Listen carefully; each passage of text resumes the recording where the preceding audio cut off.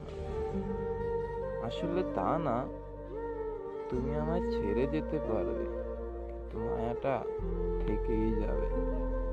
আসলে মানুষ বোঝে না, একজনের মায়ায় মানুষকে মেরে ফেলতে পারে। আসলে তোমার তো কিছু হয় না, যার হয় সে আসলে বাঁচে না।